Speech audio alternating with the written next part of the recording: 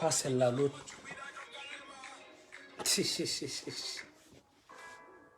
Maintenant, c'est le nouveau système. Quand on fait des lives, ils essaient de couper tout le temps.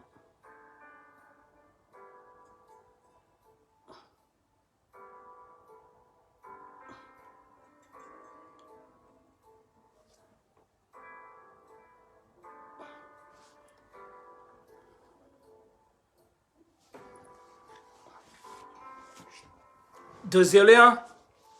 C'est comme ça maintenant. Hein? Quand nous faisons des lives, vous faites des cœurs.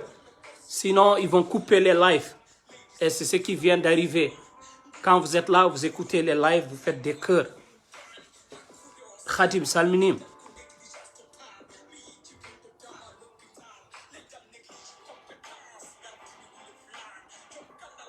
Si vous ne faites pas des cœurs, ils vont encore couper le live. Maintenant, c'est le nouveau système de Facebook. Je sais qu'on n'est même pas là pour qu'on nous donne des cœurs ou des likes. On est là pour dire ce que nous pensons.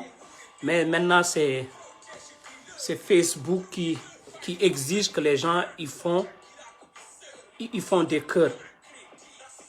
Pour que live continue quoi. Donc, je vais continuer. Je vais dire que premier sujet, ko haalde haala président de la République mauritanienne enen fof en ji o waɗi discours om haala basal gongal nder Mauritanie basal ngal woni hollum o wi Mauritanie yimɓe ɓe ne mbaasi ha kala feu rouge mo jaaɗa aɗa yiya yimɓe ne jelo o wi Mauritanie woni leydi ndi gandanɗa hoore ma yimɓe ne mbaale beddaji mais hande so tawi c'est un président de la République kanyum jottone haala difficulté ji peuple mum taw kanyum koko joɗɗina pour changer de gonka leydi ndi un président de la République koko joɗɗina pour yo change gonka leydi ndi kanyum wawa changer de gonka leydi ndi mais kanyum jottone haala caɗele leydi ndi c'est un problème pour mino la première des choses mo président mauritanien foti wadde o fanno ko démissionde parce que alana Mauritanie n'a de solution. Il n'a pas de solution pour les Mauritaniens.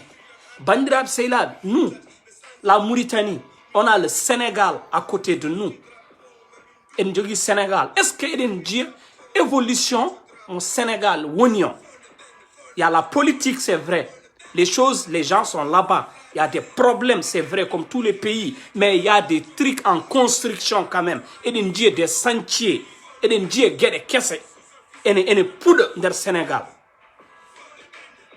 yoɗani ni neɗɗen haala leydi mum ene ƴetta exemple e leydi wondi mais leyɗele ɗe ko yimɓe laami ɗumen e laamiɓe so tawi ɓe ngala ambition ji pour leydi ndi ene yooɗi yimɓe jooɗo kalta monsieur le président Mohamedou Cheikh Ghazouani depuis qu'il est là ça fait presque 4 ans. Qu'est-ce qu'il a fait en Mauritanie? Moi, je suis resté 10 ans à l'étranger. Ngartumi Mauritanie. Holko njimi, qu'est-ce que j'ai vu? Holko njimi ko mbawmi wiide woro ɗum ɗo évoluer e nder Mauritanie. J'ai vu 2 Mauritanie, mes frères. Njimi ko 2 Mauritanie. Njimi ko Mauritanie. Mo gandanɗa hoorema, les gens, ils ont tout, ils manquent de rien. Njimi Mauritanie goɗɗo mo gandanɗa hoorema so tawi yimɓe ɓe alertani Mauritanie to fayi ɗo ala ndiyam parce que Mauritanie ɓe jiɗi ko feccude ɗum ɓe jiɗi ko feccude Mauritanie parce que même dans les quartiers mauritaniens il y a plus de noms meurs que de noms noirs. Quand je dis noir, je parle de tous les noirs mauritaniens, que tu sois Soninké, Wolof, Bambara et Hardani. Même les quartiers, même les noms des quartiers. Prêtez attention à ce que je dis. Même les noms des quartiers ne reflètent pas les noirs en Mauritanie. Et je vois des carrefours. Carrefour Barrad. Carrefour Berrad. Le Berrad, l'Ataï, c'est quelque chose que nous buvons tous. Mais c'est le slogan du cul. Hol jeybe odon slogan. Wayen kon wiide nagge e wiide ngelobo. Enen fof eden ngandi nagge ko slogan fulɓe ngeloɓe ko slogan arabeɓe. Il faut que osen haalde gongo no woniri ni. Carrefour Berrad, qu'est-ce que ça représente pour nous, bandiraɓe sehilaɓe? Nde jami Mauritanie, j'ai prêté attention à des trucs ɗi ganduɗa hoorema, ça révolte la personne automatiquement. Mbiyeɗa Aravat, Dar Naim, Kosovo, c'est des noms de quartiers qui reflètent le nom des blancs mauritaniens. Les noirs, njituta ko koye mumen, même et leɗɗe. Gotu comme ça fait longtemps qu'on a vu ça. Et c'est horrible que des gens comme nous, Djibinabe Leydi Ndi, Maounde Leydi Ndi, moi j'ai une fierté quand j'entends Carrefour Yorosar.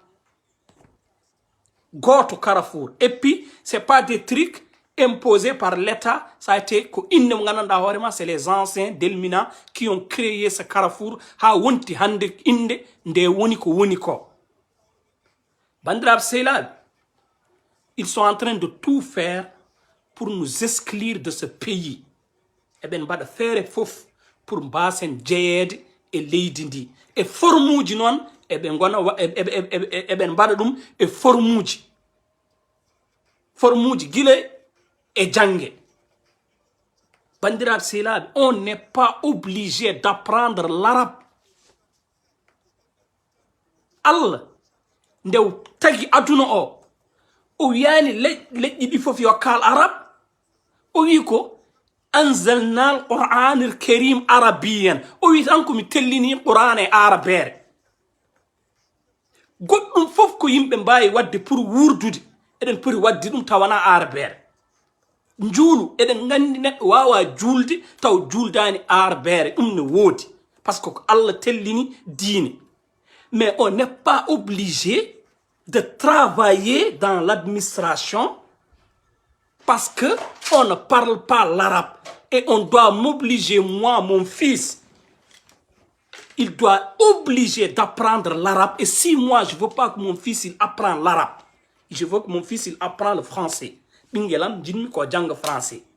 Donc, bien faran mounoudi Mauritanie. C'est une manière de nous exclure encore. Guilé éducation. Je vais vous dire deux choses, 2 personnes à 3 personnes. C'est eux qui ont gâté la Mauritanie. Bedon bonni Mauritanie. Odo bietedo Woulmaguet. Woulmaguet fait partie des gens qui ont gâté la Mauritanie et personne n'ose parler de ça. Woulmaguet jeya ko yimbe bonnuɓe Mauritanie ha boni. Et Miskarou fait partie des gens qui ont gâté la Mauritanie. Et Kazouani est venu, c'est le pire. Maintenant, nous, on est une jeunesse. Ça fait des années. Et on dit au Mauritanie, il y a un changement. Il faut qu'on se prépare dès maintenant. Pour famine de yimɓeɓe ko harende ko guile joni fuɗɗoto woni en 2024 il faut que mbaɗɗen e hakkillaji men créer un slogan pour dire non à l'armée guile joni yimɓe para pour wiide non à l'armée. Bandiraɓe sehilaɓe depuis 84 mbattumi hakkille nanmi paami la Mauritanie n'est gouvernée que par l'armée. Et qu'est-ce qu'ils ont fait? Hol évolution pays dit ender Mauritanie gila armée l'ami Mauritanie ha joni. Il y a une personne qui a dit on doit auditer l'armée mauritanienne et l'armée a été furieux, ils se sont fâchés, mais c'est normal. On doit auditer l'armée mauritanienne. Nous, on doit savoir tous les généraux mauritaniens, qu'est-ce qu'ils ont.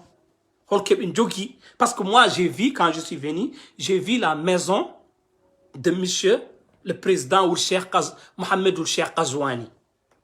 Est-ce qu'une personne,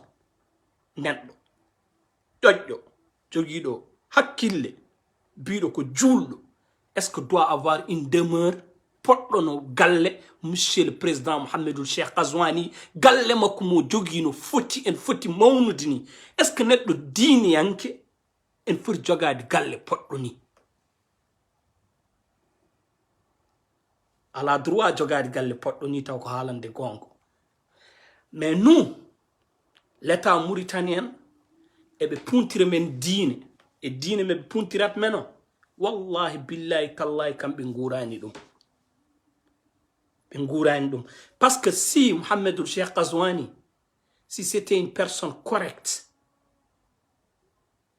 nde o ronki réglude le problème des Mauritaniens il devait démissionner mais là il est en Mauritanie il a un salaire il gagne de l'argent sa femme c'est la debbo ɓurɗo wonde gujjo hande e nder Mauritanie c'est la femme de Mohamedou Ghazouani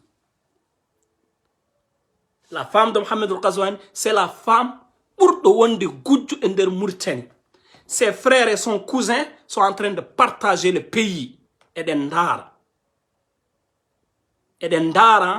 la femme de Mohamedou Cheikh Ghazouani sa femme ses cousins et son frère et ses frères sont en train de partager ce pays. Pendant que nous observons tout ça, en galanadum solution. Ghazouani heddera ko 2 ans. Ils sont en train de préparer Megget. Ils préparent de Megget ou le Megget pour yo lamu leidindi. Il faut qu'on se prépare que Mohamedou Cheikh Ghazouani, il a échoué, il a eu un mandat de 5 ans et ces mandats, comme je l'ai dit, il fait que dormir, se réveiller, dormir, se réveiller. Et il sait, lui, en âme et conscient, Andy, qu'il ne peut pas gratter un 2e mandat. Maintenant, ils sont en train de préparer le Megget pour que le Megget ara lamto men kadi, il tout kadi dans l'armée. On doit se réunir. On doit faire des campagnes. Nous n'allons pas dire aux gens de voter pour qui que ça soit. Mais on a le droit de dire que l'armée, mintampi, on en a marre et on est fatigué d'être gouverné par des hommes de tennis. C'est notre droit. Et c'est le droit de tout citoyen mauritanien de se lever, de se battre pour que nous non se worde. Parce que les pays qui nous entourent sont en train d'émerger. Et nous, down, de l'Est. Parce que on est tout le temps gouverné par des gens qui n'ont pas d'ambition. Tous les présidents mauritaniens n'ont jamais eu d'ambition pour la Mauritanie. Et une personne qui n'a pas d'ambition pour gouverner un pays, il ne peut pas changer ce pays. On a tout et fof pour pouvoir réussir, pour pouvoir construire ce pays, mais nous tombons sur des voleurs.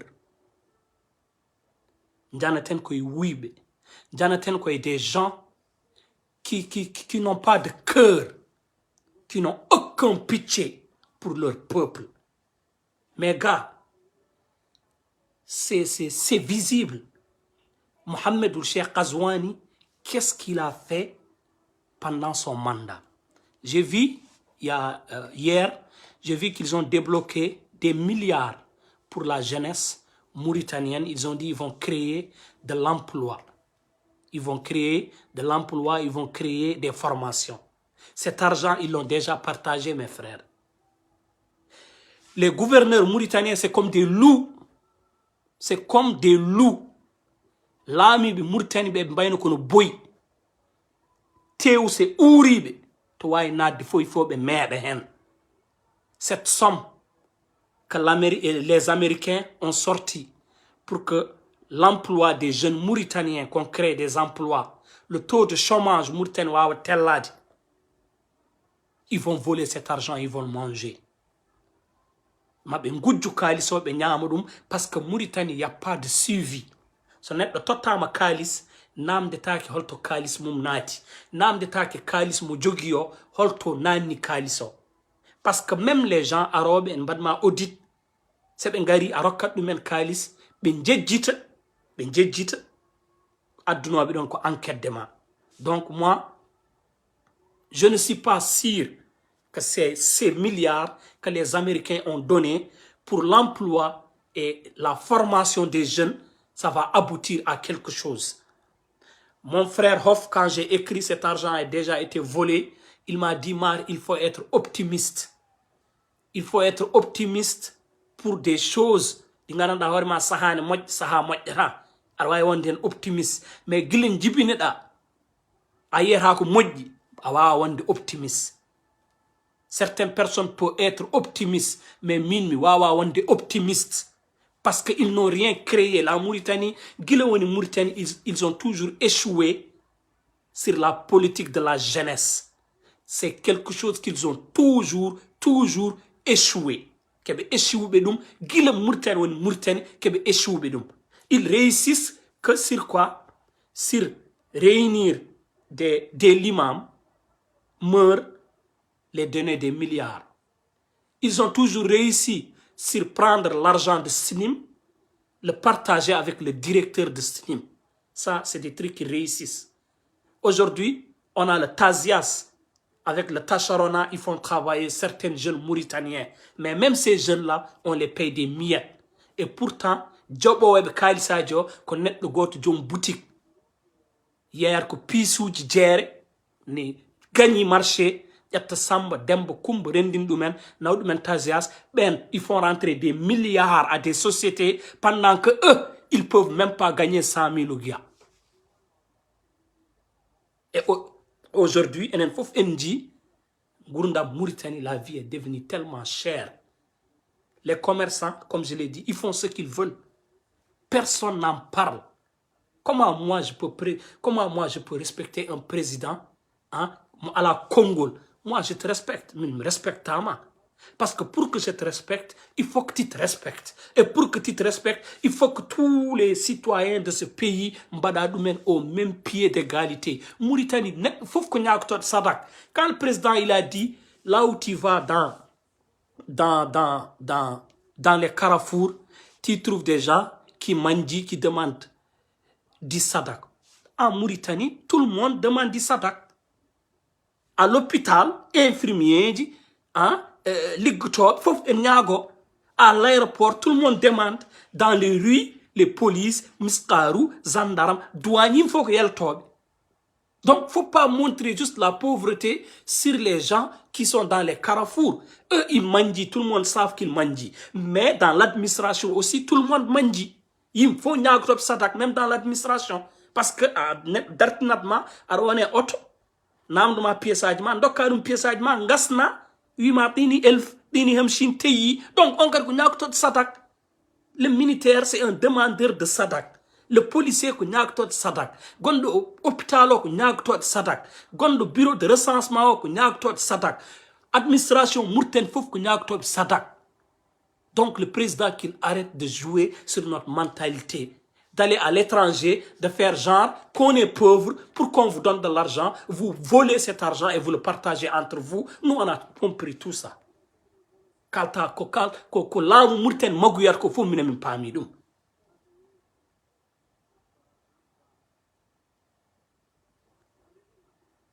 Donc, nous, on a déjà compris ça.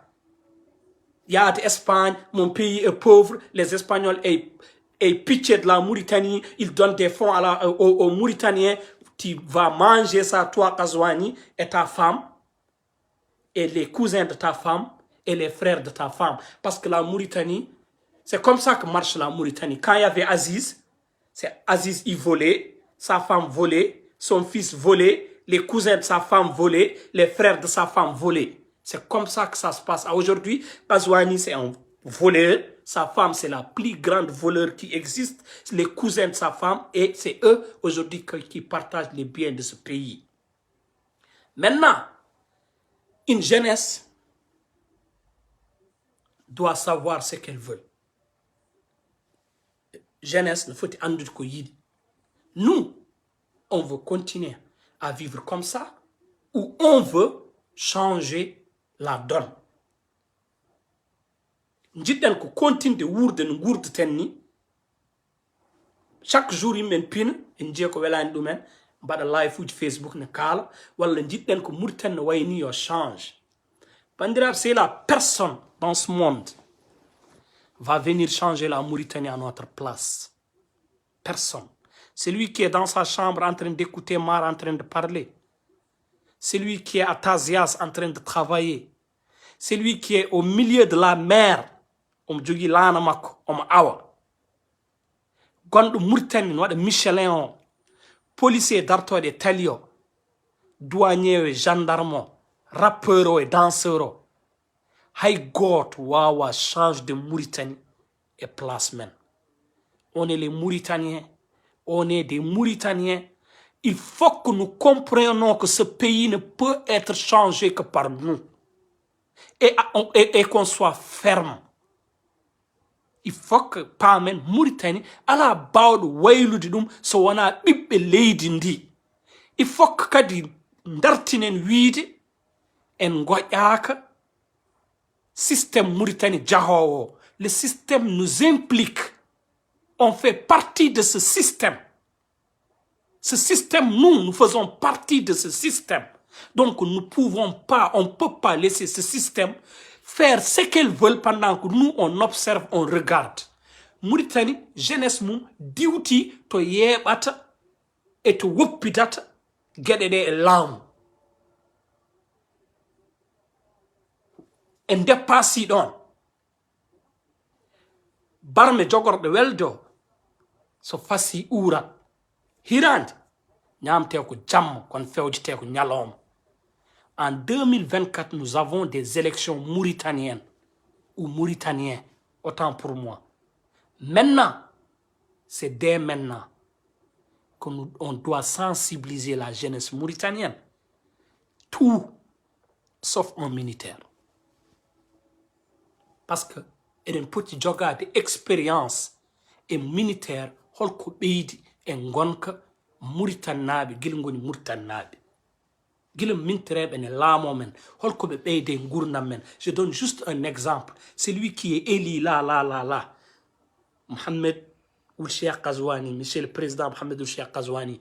Moi, je te respecte parce que tu as été élu par 8 personnes. Il y a 8 personnes qui ont voté pour toi. Et c'est le minimum que je respecte les 8 personnes qui ont crié en toi. Mais moi, Dieu est témoin, je ne crois pas en toi. Je ne crois pas à ta politique. Je ne crois pas à ta façon de gérer les choses. Je ne crois à rien de... J'étais sûr dès le début que tu n'étais pas un bon président. Et je l'avais dit. J'avais alerté aux Mauritaniens dès le début. Tu n'étais pas l'homme qu'il faut. Et aujourd'hui, Dieu nous a donné raison. Parce que tu n'as rien fait depuis que tu es là. Je veux juste savoir, ce président, Guilo Wene Mourten, qu'est-ce qu'il a fait? Et ce genre de choses. Il y a tant que c'est ce qui est désolant.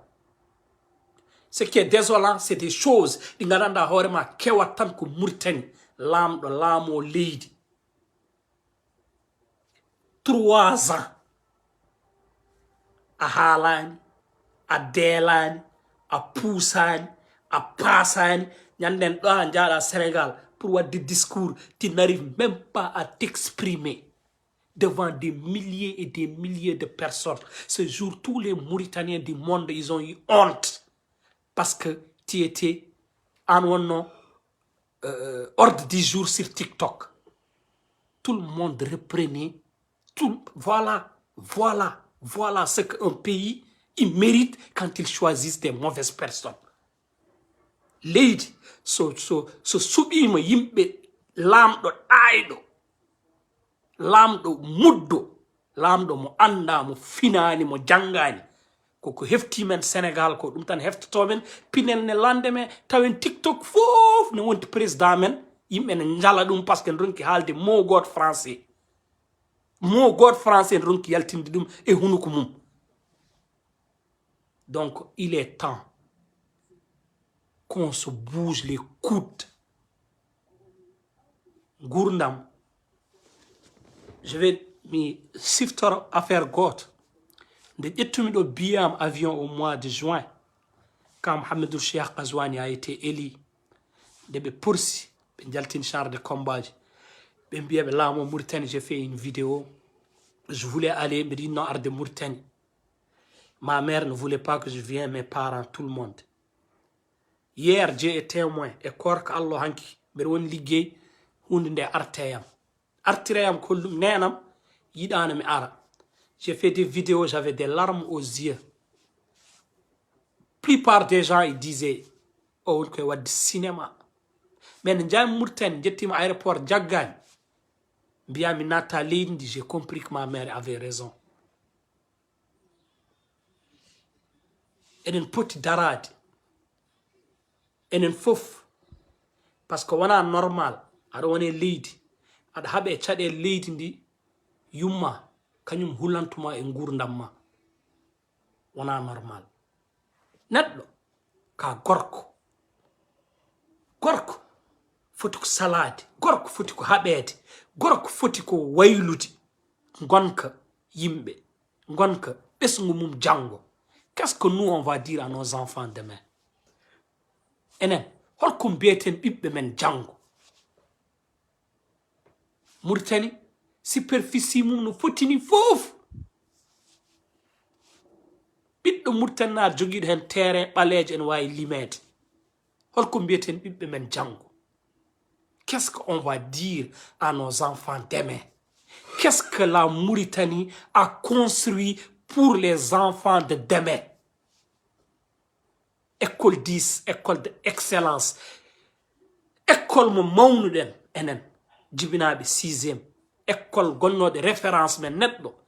No wawi wade fof de neɗɗo jogoto gueɗe souvenir ɗe gandanɗa hoorema hay sa mawni aɗa wawi artude e on zone.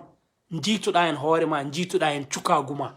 Mais Mauritanie, tout ce que nous on avait, les Noirs, comme repère de notre demain, comme repère de souvenirs de Djangomen, ils ont détruit ça.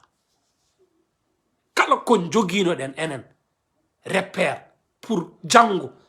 Ko Mauritanie wawi wade fof eɗen mbawi yaade ɗon yimɓe jooɗo ciftoro Django mumen. Mauritanie bon safalɓe Mauritanie laamiɓe Mauritanie bonni ɗum ɗon. École 10 minen jibinaɓe 6e mawni ɗon. Hande suyama ɓiɓɓe amen so jibiname legal ngal mbawa naftorade on école parce que on école wonti école de l'excellence. En yurmini wallahi en yurmini ɓaleɓe Mauritanie. Je ne crée pas la haine contre nous et les mœurs mauritaniens. Parce qu'il y a certaines mœurs mauritaniennes, ils n'ont pas de problème avec nous. Nous, on a un problème avec le système parce que le système ne nous aime pas. Pourquoi eden bada maslaha? Laamu Mauritanie yida ɓaleɓe Mauritanie. Laamu Mauritanie nan waɗa peeje e golle fof pour yo ɓaleɓe Mauritanie mbaso wodde nder Mauritanie. Kaalen ɗum parce que ɗum woni gongo. Ñan fof mo pinden. Laamiɓe Mauritanie kolle men en jeyake Mauritanie. Ɓe mbari men 87, 86, gila 1966 fuɗɗi. Laamiɓe Mauritanie jiɗa ɓaleɓe Mauritanie. Yimɓe gummi ɗon 2011 ɓe créé recensement qui a aujourd'hui la plupart des Noirs Mauritaniens ngala kayitaji Mauritanie. Hande, ils sont en train d'arabiser ce pays. Ils sont toujours en train de faire des choses qui prouvent aux Noirs Mauritaniens, vous ne faites pas partie de ce pays. Maintenant, c'est à nous de voir. On va faire face à ces gens-là ou on va les laisser ce pays ou partir. Il faut qu'il y ait un choix. Les Mauritanie, il faut qu'il y ait un choix. Nganden ko jidden. Jidden ko hollirde ko ndi leydi jeeden kabeden. Ha keɓen hakke men e leydi ndi walla goppiden ɓe leydi ndi jehen. Mauritanie hande ko ɗon yimɓe tolni depuis 66 ha to yimɓe jarteɗo les mœurs, tout le système mœurs qui vient, il prouve qu'on ne fait pas partie de ce pays. Et nous, qu'est-ce que nous faisons? Nous observons, nous regardons en kalata.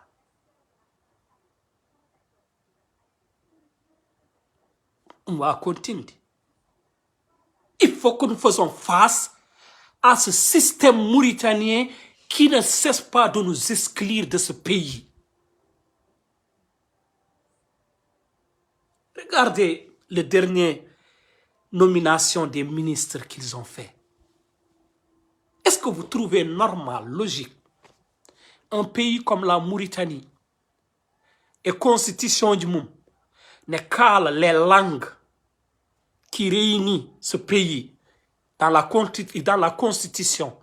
Il vous parle de Soninké, il vous parle de Wolof, il vous parle de Bambara, il vous parle de Meur, il vous parle de Halpulaar. Ce Mauritanie ne nommé ministre rouge,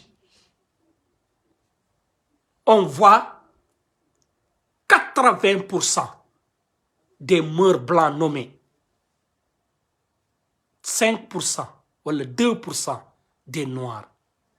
Est-ce que vous trouvez ça normal? On est bête. Ngala hakkillaji en jangani en pinani en pamani walla en mbawa jogade leydi.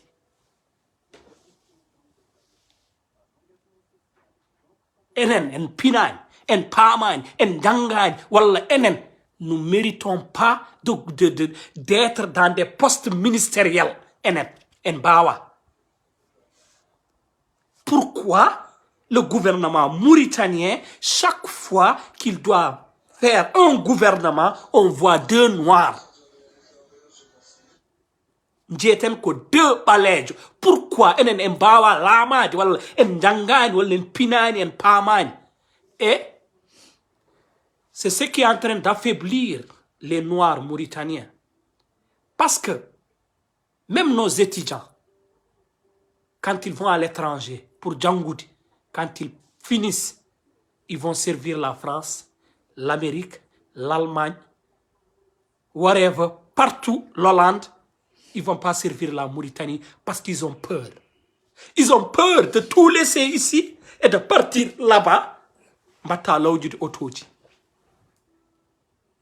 Moi, j'ai vu net de gonde université, gardat ko appartement, mi yiɗum Mauritanie. Mi lawƴo otoji taw ko gasni jangue. Pourquoi? Parce qu'on balejo. Et maintenant, enen yen mubbe guite men yen ɗano normal, yimɓe pina normal, en ñam maaru e liɗɗi, en jar ndiyam, en jempa, en pimpa e dow ndeɗo fenade. Eɗen gandi ɗum, eɗen kala ɗum, eɗen gurda ɗum, eɗen jiya ɗum, eɗen jooɗi. On est complice. Tout celui qui est chez lui, qui connaît tout ce qui se passe en Mauritanie, et il ne trouve pas de solution pour ça, il est complice. Et tout celui qui est complice de ça, ses enfants vont être les premières personnes à payer. Sur qu'on jeɓata ne ɓenne nder Mauritanie. Bandiraɓe, il est temps. Hartani, Biwani, Sarqullawi, Vullani, Biwani. Il est temps que nous comprenions une chose, que ce pays, Wallah, Billah, Tallah, il va aller en guerre. Parce que des gens comme moi, nous, on va continuer à dire ce qui ne va pas dans ce pays. Et la finition de ça, vous savez c'est quoi? On va revenir dans ce pays et après appeler à la jeunesse mauritanienne de sortir et on va affronter le système mauritanien. Parce que pour nous, c'est ce que le système mauritanien mérite. On se réveille un bon matin, on nous dit l'État mauritanien a démissionné. État a démissionné. On dit à l'État a démissionné. On demande, on regarde. On va, on nomme le même ministre, le même premier ministre qui refait un gouvernement. Et ce gouvernement, c'est qui? 80% de ce gouvernement, c'est le même gouvernement qui avait démissionné. Le ministre de l'Intérieur devient le ministre des Affaires étrangères. Toi, tu n'as pas pu gérer l'intérieur. Comment tu vas gérer à l'étranger? Qu'est-ce que tu vas faire à l'étranger? Qu'est-ce que tu vas gérer ici? À l'intérieur, tu n'as rien géré.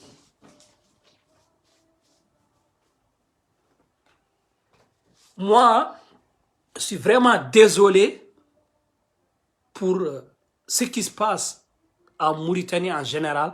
J'ai parlé en Hassania un peu pour que nos confrères aussi meurent puissent comprendre.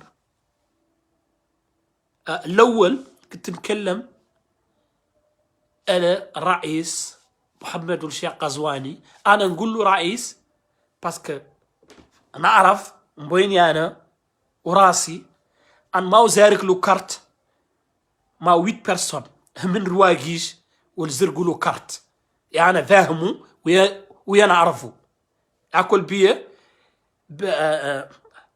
محترم. هاو هلت رواقيش الزارقين له كارت ياكل بيه نقول له رئيس. غير أنا معرف عنه هو ما هو رئيس. محمد الشيخ قزواني ما هو رئيس. المرة الماضية قلت أن أخمر رئيس قد جابرو موريتان محمد الشيخ قزواني باسكو هو قاس اسبان. منين قاس اسبان قال يلي يشوفوا الناس في موريتان رواية حقيقي. ناس تطلب صدقة في لي كارفور هي رواية خالقة في موريتان. وقال عن ما تقد جيل كارفور ما جبرت ناس تطلب صدقة. هو رئيس نين اد رئيس كلامه اللي قال نين زرقلو لي 8 بيرسون نين زرقلو كرت. ش قال لهم؟ هو قال لهم عنه دور يغير موريتان. هو ما غير موريتان باسكو ديبي جو ولا راقد. انا نبغي نفهم كانوا بكم. انا عرفت عنه ما هو بكم لاني شفته يتكلم في اسبانيا. ني شفته يتكلم في اسبانيا عرفت عنه ما هو بكم. غير انا كنت شاك عنه بكم باسكو قعد سنتين ما سمعنا كلامه. وهو كامبانيو فور معدلو عبد العزيز ولا معدل كامبانيو ولا كان لا راقد وما كان يتكلم. نحن قاعد شفناه بنا لي زيليكسيون كان ناعس. عبد العزيز يتكلم هو ناعس بلا فوكالات واتساب مسيكين. قال موريتان فيها الجوع وناس فترانة. انت نيت انت الرئيس في الدشرة عندك هلت السنوات ونص موريتان تو الحاكمة عندك رئيس.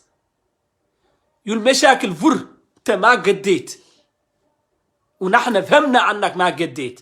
رجعت لهاي الدولة محمد الشيخ قزواني يعطيك لا توعى تقول انا هاي الدشرة قبوتها غير ما تيتنقد نعمل باسكو ما كنت شاك عن رجاج رئيس عنده ينوع من المشاكل اللي قد يحلوا. ما قد تحل مشاكل موريتانيين. خلينا دشرة نحن نلودوا رجاج اخر يقد يقبو موريتان يصلحها ويعدلها. نحن نصقوا نحن نتكلموا كلام مشاكل موريتان كل نهار. نحن ما بينا عندنا ما نقدوا بالبيوان. نحن بيوان نحن ما لنا خير منهم في موريتان. نحن موريتانيين ونبقوا الناس ورتقبل أن نحن موريتانيين غير نحن كحولة.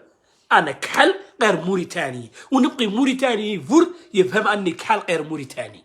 وانت يا صفار تلبيواني أنا ما نقدك لا عنك موريتاني. أنا مشكلتي فور مع هايو اللي عندهم موريتاني. هايو السراقل في موريتاني. أنا مشكلتي في موريتان هايو السراقل عندهم موريتاني. أنا مشكلتي ما هو البيوان باسكو البيوان فور ما يقد يود عندهم مشاكل. لا كيف لوكوار فور ما يقد يود عندهم مشاكل. غير يشتغلوا في الدولة الموريتانية ما هم قابرين رقاش كحل كيف رقاش. أنا عندي مشاكل معايا البيواني اللي dans le système mauritanien et qui ne reconnaît pas les noirs mauritaniens. Moi j'ai un problème avec ce biwani. Mais le biwani عنده بوتيقو يبيع، والله البيواني عنده الوتات يبيع، أنا البيواني ما عندي معه مشاكل، وماني طالب قاعد عندي معه مشاكل. أنا عندي معه مشاكل يول قاعدين في السيستم موريتانيان كي ريفيز دو ريكونيتر لا جينيس نوار موريتانيان. أنا عندي معهم مشاكل. وقلت لمحمد وشا قزواني أنت لأنت مشيت لين عرفت عن موريتان ناس ضعفاء، ناس موتى بيهم الجوع، مم الماء الشراب مشكلة عندهم، وانت رئيس يالتك تحل مشاكل الدشرة. ما قديت عدلوا لا وبني الدشرة ويا صافي، انت ما قديت تعدل، ما قديت تغير، خليه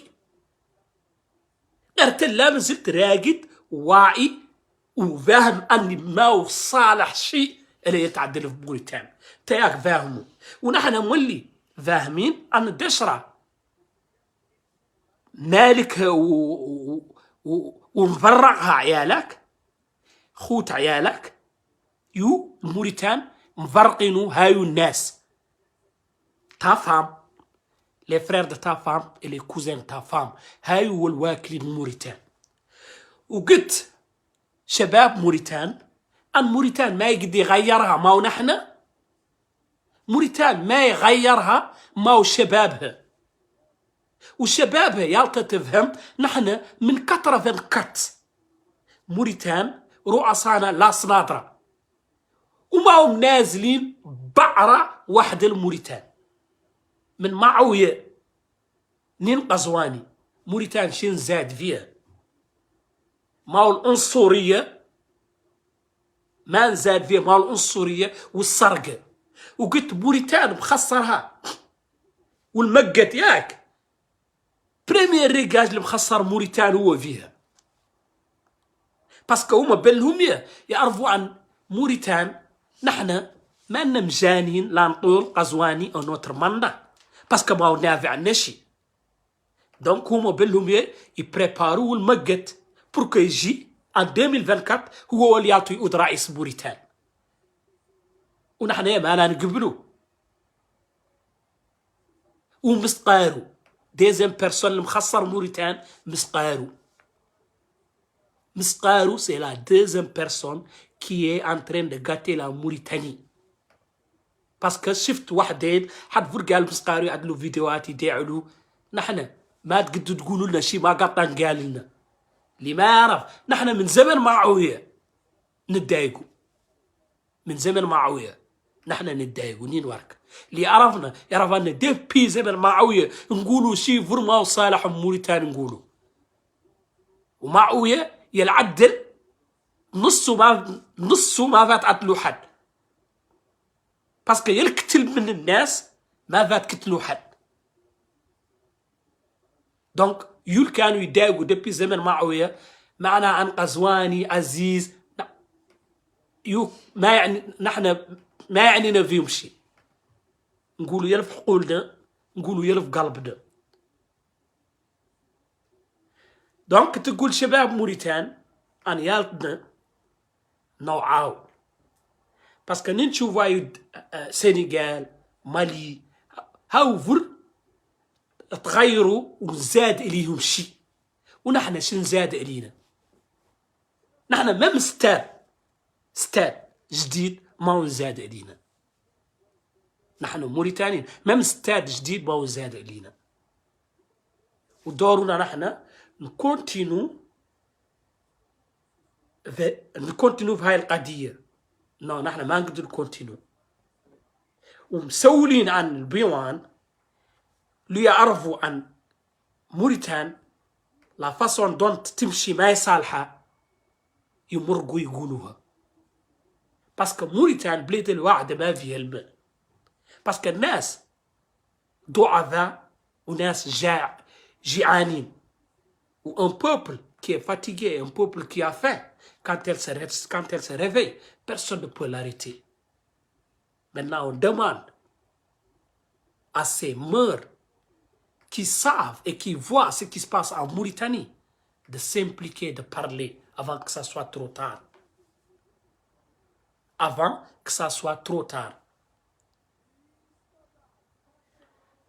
je vais parler un peu du ministre de la Culture qu'ils ont changé. Maintenant, le ministre qui était là-bas, pendant le mandat d'Aziz, il était là-bas, le mandat de Ghazouani, il était là-bas, qu'est-ce qu'il a fait? Qu'est-ce que le ministre a fait? C'est en Mauritanie que tu vois, on nomme des ministres, tu ne vois aucun projet sur la table où on te dit, c'est un ministre qui l'a fait. Moi, dans les pays que je connais, quand on nomme le ministre de la Jeunesse, il est en concurrence avec le ministre de la Jeunesse et des Sports. Le ministre de l'Environnement, il fait beaucoup de choses pour prouver au ministre de l'Éducation. Donc, c'est moi, les pays que je connais, les ministres font des actes pour prouver qu'ils sont en train de travailler. Mais c'est en Mauritanie que tu vois un ministre qui est là, qui fait que poser des premières pierres et tu ne vois jamais la dernière pierre. Subhanallah. Qui pose des premières pierres, mais tu vois jamais la dernière pierre. Ça, tu le vois qu'en Mauritanie, où des ministres n'ont pas de programme, n'ont pas de projet. Donc, je parlais du ministre de la Culture. Nous, la jeunesse mauritanienne, il n'y a pas de salle de spectacle pour la culture mauritanienne. Et pourtant, on a un ministère. Titel, ministre de la Culture. Nous, on n'a pas de salle de spectacle. Les Mauritaniens, il n'y a pas de salle de spectacle. C'est construit comme Grand Théâtre, comme 6-16, il n'y a pas. Comme Doude Sec, il n'y a pas. Nouvelle maison de jeunes, ancienne maison de jeunes. Et ça, c'est pas fait pour la musique. Non, c'est pas fait pour ça. Même quand tu vas là-bas, quand tu animes, tu dois changer beaucoup de choses parce que la construction n'a pas été faite pour faire des concerts. Le ministre de la Culture, il est où? C'est lui qu'on a changé. Qu'est-ce qu'il a fait?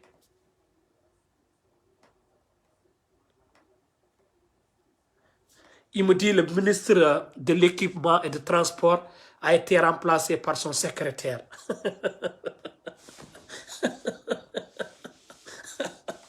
Astaghfirullah. Et ils sont où les choses sérieuses en Mauritanie? C'est où les choses sérieuses? Où sont les choses sérieuses, sincèrement? Les choses sérieuses sont où dans ce pays? Là où on va pour voir des choses sérieuses. Le Ramadan, l'État mauritanien a débloqué des fonds pour aider des pauvres. Les pauvres, on ne les aide pas que le Ramadan, surtout pour un État. Moi, je comprends les organisations, les ONG, les associations, ils peuvent se réunir pendant le Ramadan, ils aident les pauvres. Mais un pays n'aide pas les pauvres que pendant le Ramadan. Un pays doit aider, un système doit aider les pauvres, les suivre tous les jours. Parce que c'est un système qui crée les pauvres. C'est le système qui crée les pauvres. Et Mauritanie, c'est le système qui a créé des gens qui sont devenus pauvres. Parce que c'est en Mauritanie que tu fais travailler quelqu'un, jusqu'à un moment, tu le limoges. Et celui que tu as limogé, sans lui payer des droits, il devient un pauvre de plus. Donc c'est le système qui crée des pauvres. Celui qui va à l'université, qui fait ses études, qui veut devenir avocat ou qui veut devenir médecin, qui fait des formations partout, il n'a pas eu de contrat, il n'est pas... Il ne travaille pas, il ne va pas servir le pays. Le système a créé un autre pauvre. Donc, c'est le système qui crée la pauvreté. Donc, quand vous créez la pauvreté, vous devez créer un moyen pour faire vivre ces pauvres. Vous savez créer des pauvres, je vous donne d'autres exemples. Il y a 2 mois passés, le SNIP a recruté 40 personnes, génie mécanique. Et ces 40 personnes, il n'y a pas de noirs. Et vous voulez dire que nous, les Noirs, on n'a pas les capacités ou la capacité d'être des génies mécaniques. On ne peut pas. Dans les Noirs mauritaniens, il n'y a pas quelqu'un qui est né pour être un génie mécanique. Il n'y a pas dans les Noirs mauritaniens. Subhanallah. Subhanallah. Est-ce que l'État mauritanien réfléchit un peu? Un peu. Est-ce que l'État mauritanien réfléchit? Vous prenez 40 personnes comme génie mécanique. Il n'y a pas de noirs. Ça veut dire que tous les noirs mauritaniens ne sont pas capables d'être des génies mécaniques. Vous savez que c'est faux. C'est admissible. Et ce n'est pas normal. Et vous avez créé quoi? La pauvreté. Donc, l'État mauritanien fait que créer la pauvreté. Donc, je vous dis, ce n'est pas que pendant le Ramadan que vous devez penser aux pauvres. Non, vous devez penser aux pauvres tous les jours que vous vous réveillez. Vous devez créer des choses pour faire vivre ces pauvres-là. Parce que c'est vous, vous avez créé ces pauvres. On n'est même pas 5 millions. On n'est même pas 5 millions. L'or sort de notre pays, va Canada, partout. Le diamant, on l'a. Poisson, on l'a. Le fer arabique, on l'a. Et on n'est même pas 5 millions d'habitants. Ces pays comme le Sénégal qui sont 16 millions. Dans le sous-région, on est les plus riches et on est les plus pauvres. Les Mauritaniens, c'est le pays le plus riche dans le sous-région et on est le pays le plus pauvre. Parce qu'il y a 5 ou 6 personnes qui sont en train de se partager le bien de la Mauritanie. Ils nous disent le gaz en 2023, de plus encore. Gaz 2023, plus. Et on est tellement pauvre, il y a des gens qui dorment sans manger. Mauritanie wadi yimɓe ɗano kirtaki. Et pourtant, il y a des gens qui kagne, nan ɗon umrok Tazias, en yah Canada, eɗen jogui liɗɗi ne gummo Mauritanie ya Maroc, ya Belgique, ya France. Eɗen jogui fer, woni ne ummo Zoérat, en ummo Nouadhibou, en ara France. Eɗen jogui gaz de foti arde en 2023 gandanɗa hoorema enen e Sénégal ndendi ɗum mais enen goni leydi ɓurdi wasde te pourtant population men en timmani 5 millions.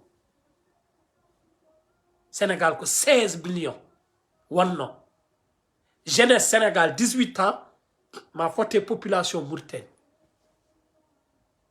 e basal ari hay men darti. Mauritanie won leydi nde jiyata neɗɗo ene ɗaani hirtaki e ngal basal addat ɗum ko systéme o laamu Mauritanie kañum créate yimɓe wasɓe. Maintenant mi yi heccanki état Amérique ɗaɗa hokki Mauritanie milliard uji pour yo Mauritanie forme liggotoɓe jeunesse liggotoɓe forme tebte kalis o ɓe gujjat ɗum ɓe ñaama ɗum ɓe pecca ɗum ɓe porma yimɓe tato ɓe porma yimɓe nayo kalis keddiɗo pecca ɗum hakkude maɓɓe. Mi mbawmi wiide mi mbawmi uddirde ko wiide yeɓannoɓe kamɓe fof on jarama. Mi haalani par ce que ko min o ɓuuri mon gandal, mi haalani par ce que ko min ɓuuri mon andude, mi haalani kadi par ce que min ɓuuri mon temps komi kalɗoran pour min ko enen fof ndendi miijoji te Mauritanie haymo haalani ko kewi ɗon ko neɗɗo fof ne andi ko yahat ɗon. Donc il est temps ko enen Mauritanaɓe kaɓeɗen haare adinde nde ko militaire yo darto laamade Mauritanie par ce que gila 84 ɓen laami ala ko wayli e gonka men. Paamen kadi systéme Mauritanie systéme gonɗo ɗon o ɓe jiiɗa ɓaleɓe gooda eɓen mbaɗa peeje fof eɓen mbaɗa pour ɓe guitta men e cartographique Mauritanie. Joni battiyade ha e fuutaji men eɓe kefta leyɗele men e nder fuutaji men.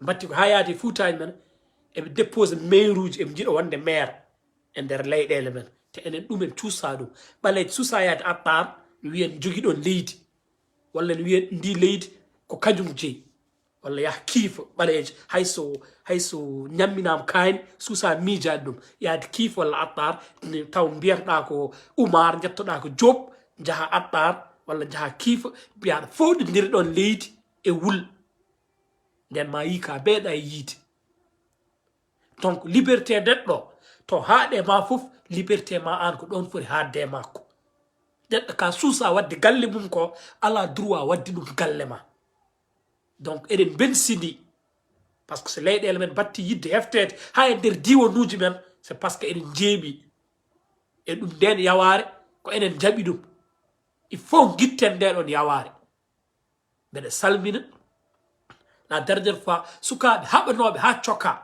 en jari ɗum leydi taani woto hay goto heftude men ma par ce que leydi taani jananɗa suusa heftude ɗum donc je suis d'accord avec eux ne laissez personne récupérer les terres que vous avez héritées de vos grands-parents parce que nous on ne peut pas récupérer les terres qu'ils ont héritées sur leurs grands-parents oto jaɓe ɗum yo jaran mon kadi maayde par ce que yawari fof dan murten mais nden yawari diwti yawari neɗɗo ara boggie walla ara kayiɗi walla ara mbaañ wiyen ƴettoɗon leydi taw an wona aslima wona leñol ma wona taane wona jaɗannoɗo jaate hayso askama leñol ma wawa yaltude mbaañ ngara ɗon mbiyan hefte leyɗele mbaañ ɗum ko yawari wayen kono haalpular ummo mbaañ wiyen yaha kiifa nde heftoya ɗon leydi safalɓe ene remoya ɗon ɗum kadi ko yawari donc goto fof yo ha foti hadde ɗo goto fof yo heɓ ko foti heɓde fof goto fof yo jogo ko jeeyi ko kam jaggito hen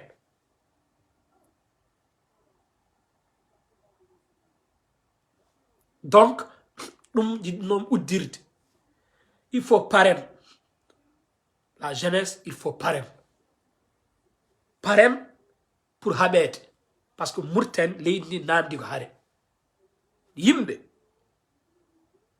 yo ndentu pour l'essentiel mino komi contre idéologie goto yimɓen gadda ɗum mi yadani hen ɓaleɓe yo ndentu pour rentude mais rentude pour yarde ataye ɗum yimɓe cohlani mbiyede yo rentu so haare yonti yo yimɓe ndentu so fottude pour haɓede ko wona gonga yonti yo yimɓe ndentu mais yimɓe ne mbiya ɓaleɓe ndentani ɗum tagui non ɓaleɓe cohlani rentude pour yarde ataye pour wadde inde pour yahde mariage en cohlani ndeɗon dental yimɓe cohli dental so haari noddama yo yimɓe noddu yo yimɓe ndentu so yimɓe poti yaltude boowal par ce que hol toñani yo yimɓe ndentu min galɗon dental namdimi il est temps ko yimɓe ndenta yimɓe noon ko wayi noon ko so waɗama so yimɓe ndemta en kuliraki ko yahata murten ko fof ko yawari te enen jaɓi ɗum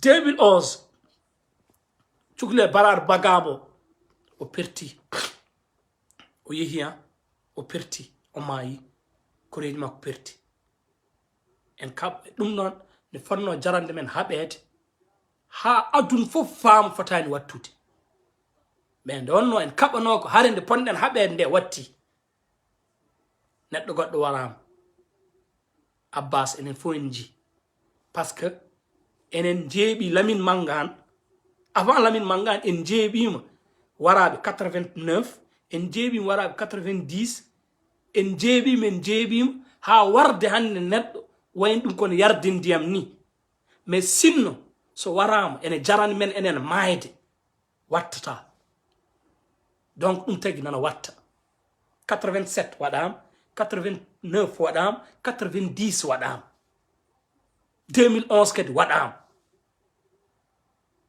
Abbas ɓooyani donc enen nden yaware il faut paamen ko yaware eɗen poti ittude ɗum c'est être engagé et être prêt à tout pour ko heewi e ko waɗete no murten wasa wattude déjà LDOP électoral tan wasa wattude déjà en 2024 que l'état mauritanien ne puisse pas s'imaginer se réveiller un bon matin ne dire Wul Maguette il a gagné les élections parce qu'ils nous ont fait ça avec Kazouani, ils ont sorti les chars de combat, on est tous restés bouche bée Et pourtant, État no wawi wade fof ko peuple wawi ɗum. État no wawi fodde ene wawi wade fof ko peuple wawi ɗum. Peuple wawi État.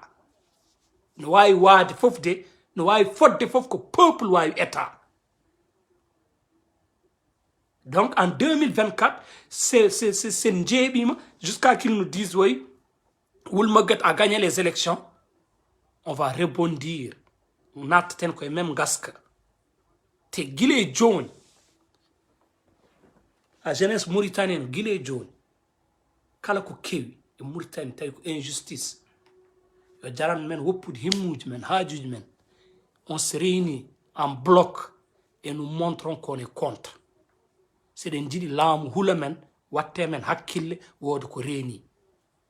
Nyanden ko ɓuri yurminade ɗemde Mauritanie ene mbayla arabe ne waɗa dow ɗemde fof yimɓe jiɗi rentude kaɓe ɗum ɗon. Il y avait même pas 100 personnes sur les rues. Et ça, c'est une question essentielle pour la Mauritanie. Ça, c'est des choses ɗi gandanɗa hoorema neɗɗo woppata ɗum ɓenna. Ɗemgal ma so yiɗi wattede so yiɗi so ɗemgal ma respectak, ça veut dire qu'ana respectak. So ɗemgal ma hormak, ça veut dire ka hormak. So ɗemgal ma teddinak, ça veut dire ka teddinak. Donc so neɗɗo hollimama teddinani ɗemgal ma, aɗa foti holludemo anne kadi a teddinanimo. C'est des choses où les Mauritaniens doivent même pas attendre qu'on les appelle. C'est des choses où les Mauritaniens doivent se réunir massivement pour montrer qu'ils ne sont pas d'accord. Mais c'est des choses que nous négligeons et c'est des choses c'est des choses que nous négligeons et c'est des choses qui poussent à l'État mauritanien de continuer de faire la même chose. S'il vous plaît, quand l'essentiel est appelé, venez massivement répondre. S'il vous plaît, quand l'essentiel est sur l'essentiel nadam ndarode ngare kollire koyemon parce que ko yaware on est ndarten koy temps ittude yaware enen ndarten koy temps ittude yaware ko yaware gonnen koy temps ittude yaware donc ko ittat yaware ko rentude dans l'essentiel kala ko memi goto yimbe fof kollire ken metti ɗumen ne muusi ɗumen ndaro kaɓe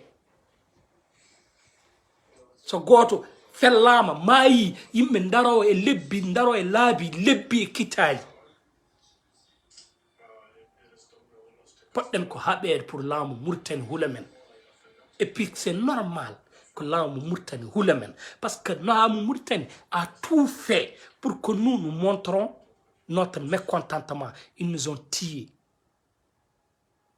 Ils nous ont déportés. Ils nous ont même empêché notre identité. Bandiral,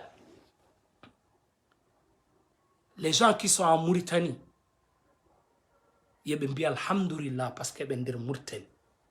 Est-ce que vous pensez aux Mauritaniens au Sénégal et au Mali? Est-ce que Hakiladji mon en mijo saha ko onon don Mauritanie, mais il y a des gens qui sont au Mali et qui sont au Sénégal, qui n'ont même pas de papier mauritanien, ni de papier sénégalais, même pas de papier sénégalais, ni de papier malien. Même pas de papier sénégalais, ni de papier mauritanien. Même pas de papier mauritanien, ni de papier sénégalais, et ils sont dans des autres terres qui n'est pas leur terre. Et bien, pour que m'garte l'indi, il faut qu'on soit sur place, ils exigent le respect. Bon, nous, on doit exiger le respect en Mauritanie. Et un petit habed pour que Mauritanie soit respecté par A ou B. Parce que c'est ce qui doit changer ce pays. C'est de se battre pour que ce pays respecte ses citoyens de toutes couleurs.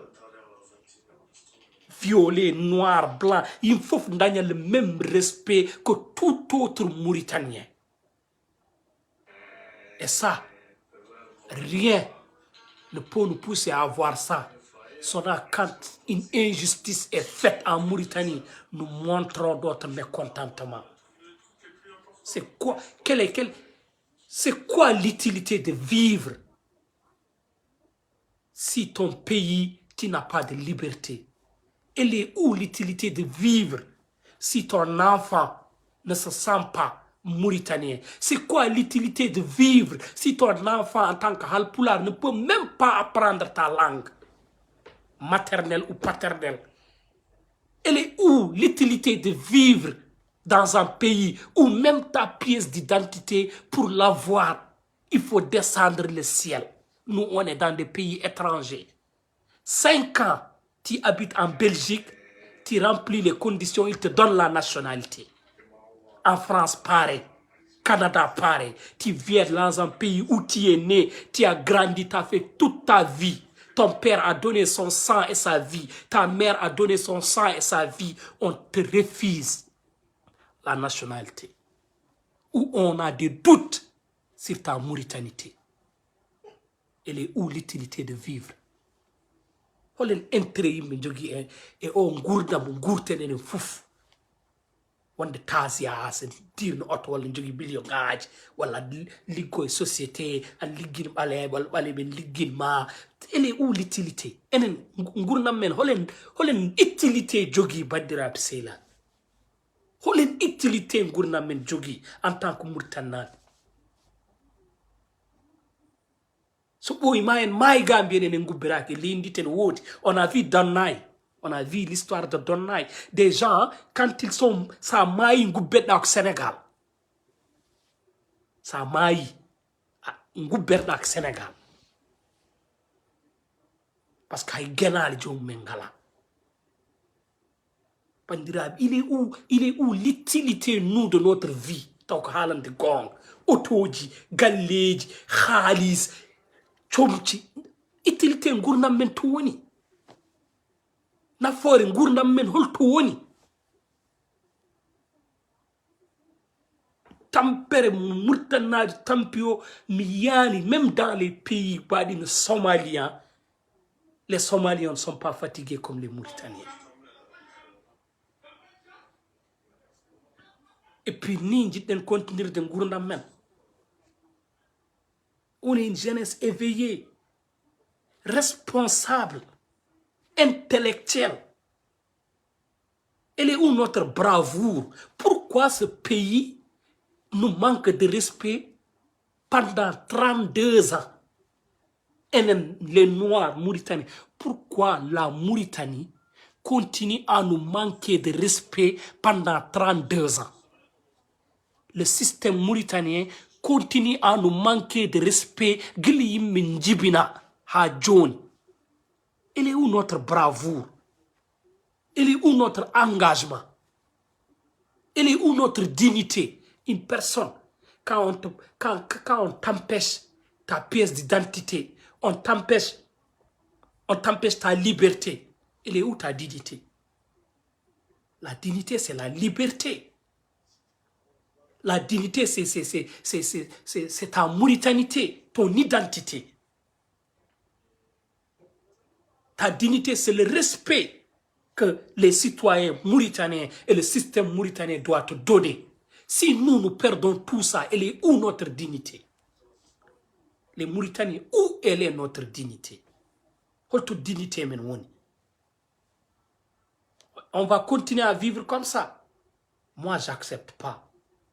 Et tout celui qui accepte pas, il met un cœur, s'il vous plaît. Kala mo jaɓani ko yahat Mauritanie ko ene yeeba kam yo wat cœur. Ham anda hay sinno 3 personnes no ngodi ɓe jaɓani dignité mumen ne piétine, ne yaɓɓe, ne tuute. On ne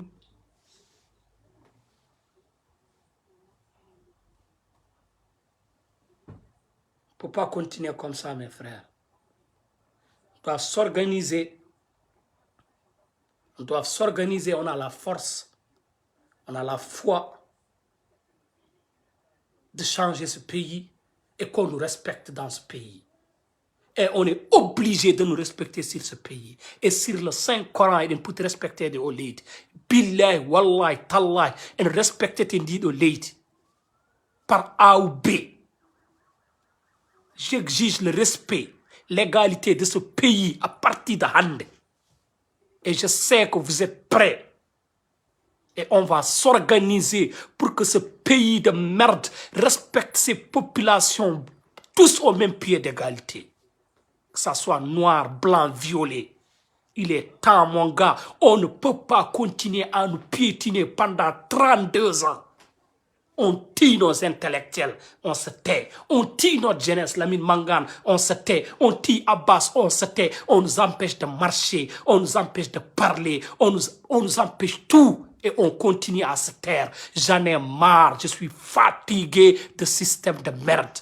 Allah yoni kam said mi tampi yide murtannaɓe nguur ɗam ɗo gurdam mettuɗam ɓurɗo sofde gurdam e aduna ɓiɓɓe men kandina tan ko yaade prison. Wallah, on a touché notre dignité jusqu'au fond. Le système mauritanien a touché notre dignité jusqu'au fond. Toute la jeunesse mauritanienne travaille pour chercher des millions, acheter un visa et sortir de ce pays. Pourquoi? On n'a pas le droit de réussir chez nous. On a le droit de réussir elle-même. Et on a tout ce qu'il nous faut pour réussir chez nous. À cause d'une minorité, on est obligé de fuir ce pays. Tout le monde cherche à fuir ce pays. Nos sœurs, on les abuse de jour et nuit. Debbo ari yilade liggey ko ma fawe tabal. Ɗum non ha mande. On va continuer à observer ce pays, nous piétiner, nous manquer de respect, prendre nos droits à mande. Avec des présidents minables qui ne connaissent même pas Ndiangagne. Nous continuons à rentrer dans des erreurs, délire des gens immatures, irrespectueux et dirigeants. Tout le monde cherche à sortir de ce pays. Personne ne pense à réussir dans ce pays. C'est un noir, c'est un balège. Il faut dans le live pour y attendre l'aide. Quand on dit l'aide, est-ce que c'est une solution?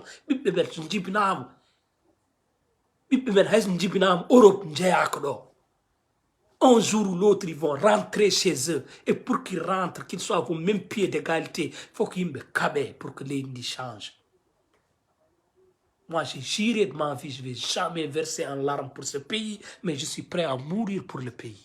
Mi wonta wayde guitam gonta werlade gonɗi pour Mauritanie, mais mbeɗa pari pour maayde pour Mauritanie. Wallah, si le changement de la Mauritanie dépend de moi, ko ma ɓandam ƴette yo Allah waɗ ɗum pour que ndi leydi change. Tout le monde wawa wurde même pied d'égalité. On a besoin juste de l'engagement. Engagement juste yimɓe cohli. Et montrer au système mauritanien qu'on est prêt à tout pour que ce pays change. Parce que nous continuons, wallahi, billahi, tallahi, nous continuons et ça prend du temps pour le changement, ce qui me fait mal. Ça prend du temps pour le changement. 32 ans, c'est trop pour une jeunesse consciente. Les Sénégalais, quand Abdoulaye Wade a voulu montrer, ils ont montré. 2011, il faut finir.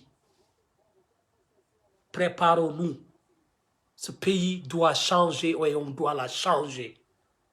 Et ensemble, noir, blanc, violet, on se bat contre un système. Et on va se battre contre ce système jusqu'à notre dernière goutte. Je vous dis au revoir. Ko haalaɗo ko moƴƴi fof ko Allah subhanahu wa ta'ala jomiraɗo bawɗo. Ko haalaɗo ko fewani ko fof ko min mo timmani o. Je suis désolé de tout ce que j'ai dit. Si ça a dérangé des gens, c'était pas le but. On est comme ça. Nous disons ce que nous pensons. Et aujourd'hui, c'est ce que je pense et c'est ce que j'ai dit. Mar from Tchanninteki. Bless.